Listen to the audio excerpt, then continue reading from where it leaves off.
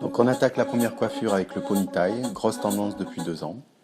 Donc vous avez besoin de 2 élastiques, d'une brosse souple, d'une brosse pour démêler. Alors celle-là elle n'est pas conventionnelle parce que j'avais que ça ce jour-là, mais elle démêle. D'une pâte coiffante, alors celle-là c'est l'American Crew, c'est la paste, elle est géniale parce qu'elle n'est pas grasse et elle colle pas. Et la Steelmaster Airspray Modular 2 de chez Revlon, parce qu'on peut en mettre autant qu'on veut, il n'y a aucun résidu, elle ne colle pas. Et par contre elle fixe bien. Donc vous démêlez votre cheveu. Là je vais vous montrer en fait une ponytail pour donner du volume dessus facilement, avec une méthode très simple. Donc en fait vous faites une séparation du sourcil à l'autre sourcil et vous venez isoler le dessus jusqu'à l'arrière de la tête, comme vous voyez sur l'image. Voilà, donc vous venez isoler cette partie.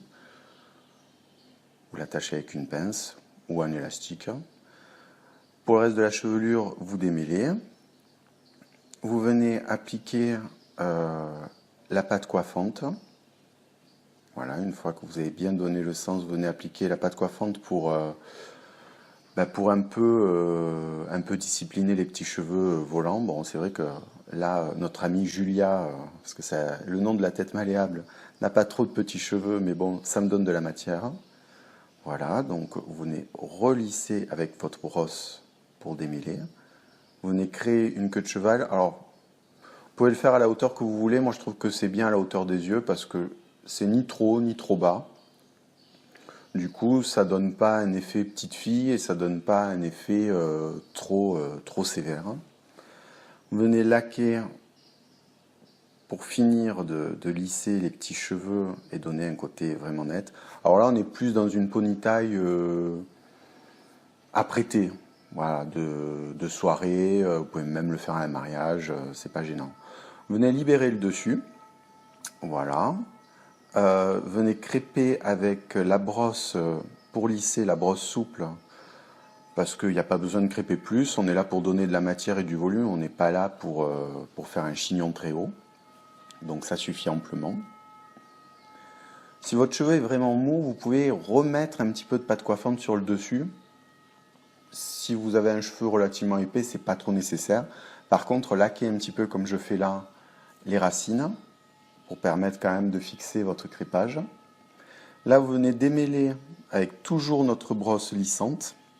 Alors, vous venez bien lisser quand même. Vous posez sur le premier élastique et vous venez recréer une queue de cheval. Vous cherchez même pas à donner du volume, vous faites une queue de cheval toute simple. Voilà, vous attrapez tout, tac. Et là, c'est là que ça devient magique.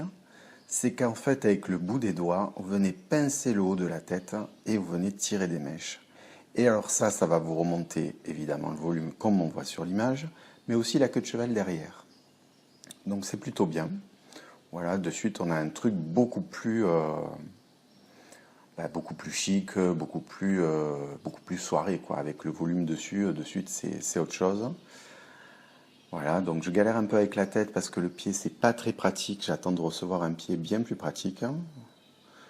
Ensuite, alors, vous venez rappliquer de la pâte coiffante sur tout l'ensemble de la queue de cheval. Voilà, ça va lui apporter du volume, de la matière et c'est plus sympa, ça sépare les mèches, ça donne un peu un effet rock. Vous récupérez une mèche d'en dessous, vous lissez avec les doigts et vous entourez votre élastique.